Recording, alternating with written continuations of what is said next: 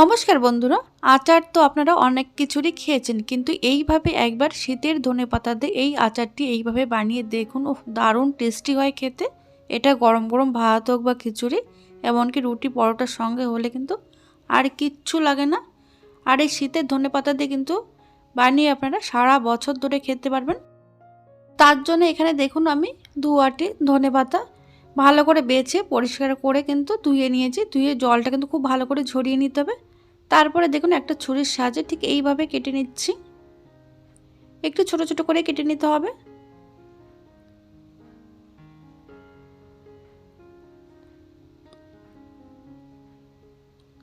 দেখুন কেটে নেওয়া হয়ে গেছে। এবার একটা বাটিতে আমি তুলে নিচ্ছি।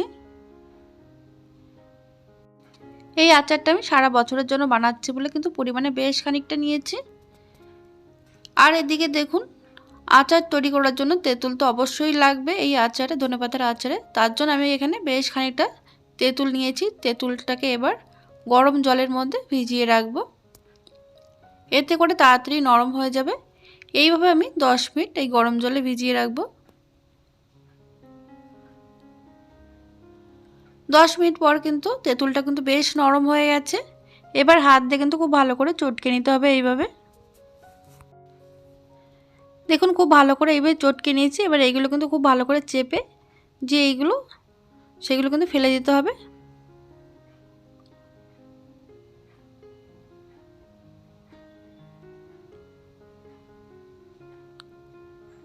দেখুন এখানে তেঁতুলের পাল্পটা আমি বের করে নিয়েছি। এবার এর মধ্যে দিয়ে দিচ্ছি আমি হাফ চা চামচ মতো নুন, দিয়ে দেবো এর মধ্যে সামান্য পরিমাণে হলুদ গুঁড়ো। এবার এর মধ্যে দিয়ে দিচ্ছি আমি হাফ চা চামচ মতো লাল লঙ্কার গুঁড়ো ঝালের জন্য, দিয়ে দিচ্ছি হাফ চা চামচ মতো ধনে গুঁড়ো। এবার এই মশলাটা কিন্তু খুব ভালো করে তেঁতুলের পাল্পের সঙ্গে কিন্তু মিশিয়ে নিতে হবে।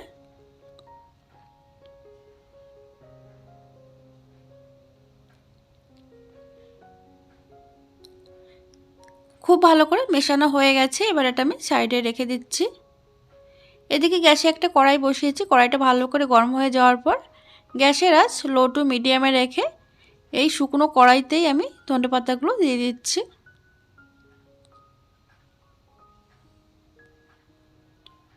ধনেপাতা দেওয়ার পর গ্যাসের আঁচ মিডিয়ামে রেখে কিন্তু এটা খুব ভালো করে নাড়াচাড়া করে নেব। এইভাবে কিন্তু ধনেপাতার মধ্যে যে এক্সট্রা জল রয়েছে সেটা কিন্তু খুব ভালো করে শুকিয়ে নিতে হবে। এর মধ্যে যেন কোনো জলীয় ভাব না থাকে। দেখুন 2 থেকে 3 মিনিট কিন্তু খুব ভালো করে এটা নাড়াচাড়া করার পর পরিমাণেও কিন্তু অনেকটা কমে এসেছে আর এটা কিন্তু বেশ শুকিয়ে গেছে। ধনেপাতার মধ্যে কিন্তু একটু জল ভাব নেই, দেখুন একদম শুকিয়ে নিয়েছি। এবার এই ধনেপাতা একটু ঠান্ডা করে নেব, পুরোপুরি ঠান্ডা না করলেও হবে। দেখুন একটু ঠান্ডা করে নেওয়ার পর এবার একটা মিক্সিং জারের মধ্যে আমি সমস্তটা দিয়ে দিচ্ছি একবারে। মিক্সিতে যদি বাটতে অসুবিধা হয় তাহলে আপনারা এটা শিলনোড়াতেও বেটে নিতে পারেন।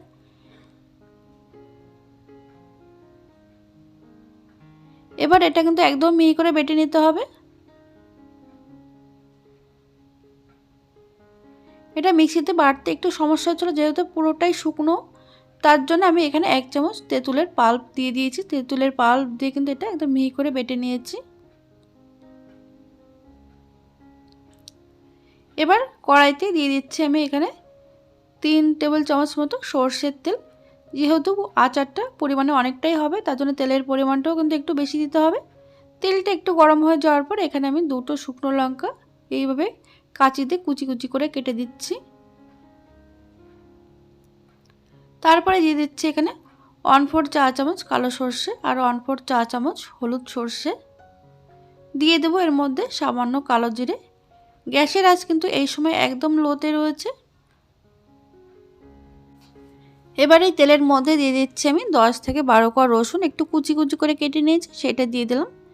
গ্যাসের আঁচ লোতে রেখে কিন্তু 15 থেকে 20 সেকেন্ড কিন্তু নাড়াচাড়া করে নিতে হবে।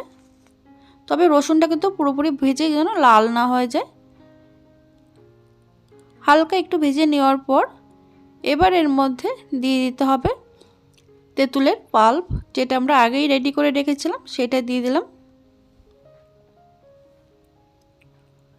তেঁতুলের পাল্প দিয়ে লো আঁচে কিন্তু এটা 1 মিনিট এইভাবে আমি নাড়াচাড়া করব অনবরত।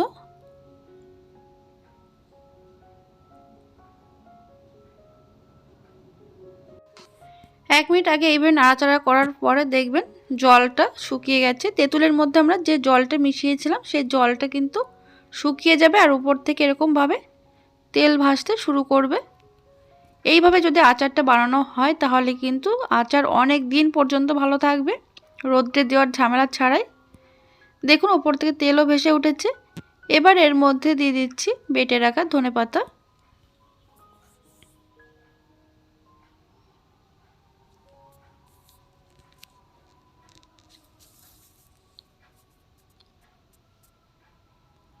পুরোটা দেওয়ার পর এবার কিন্তু একদম এই রান্নাটা কিন্তু এই আচারটা বানানোর সময় কিন্তু গ্যাসের আঁচ একদম লোতে রেখেই কিন্তু আচারটা তৈরি করতে হবে, তাহলেই কিন্তু খুব সুন্দর একটা আচার তৈরি হবে। দেখুন লো আছে 2 থেকে 3 মিনিট নাড়াচাড়া করার পর দেখবেন এরকম একটু শুকনো শুকনো হয়ে এসেছে। এবার এর মধ্যে দিয়ে দেবো টেস্টের জন্য 2 চামচ মতো চিনি।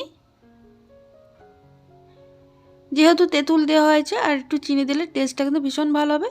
চিনিটা দিয়ে খুব ভালো করে এবার মিশিয়ে নেব।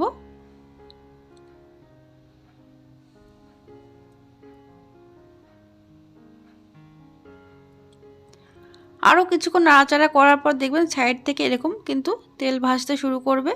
তখন এর মধ্যে দিয়ে দিতে হবে 1/2 চামচ মতো বিট নুন। এই আচারে বিট নুন দিলে কিন্তু দারুণ টেস্টি হয়। নুনের পরিমাণটা কিন্তু আপনারা আপনাদের স্বাদ অনুযায়ী কম বা বেশি করতে পারেন। বিট নুন দিয়ে আরও কিছুক্ষণ নাড়াচাড়া করতে থাকার পর দেখা যাবে এই দেখুন সাইড দিয়ে কিন্তু এরকম তেল বেরিয়ে এসেছে বা সাইড থেকে তেল বেরোতে শুরু করেছে। তখন কিন্তু বুঝে নিতে হবে আচারটা কিন্তু মোটামুটি রেডি হয়ে এসেছে। তারপরে একটা বাটিতে নামিয়ে নিতে হবে। এটা কিন্তু কড়াইতেই রেখে দেবেন না, এইভাবে বাটিতে নামিয়ে নেওয়ার পর পুরোপুরি যখন ঠান্ডা হয়ে যাবে তখন একটা আপনারা কাচের কোনো জারে বা কাচের বয়ামে এটা ঢুকিয়ে নেবেন। তবে আচারটা পুরোপুরি ঠান্ডা করে নেবেন আর বয়ামটা ভালো করে ধুয়ে কিন্তু রোদ্রে ভালো করে শুকিয়ে নিতে হবে। এবার এই জারের মধ্যে আমি রেখে দিচ্ছি। এটা কিন্তু 1 বছর পর্যন্ত খুব ভালো থাকবে।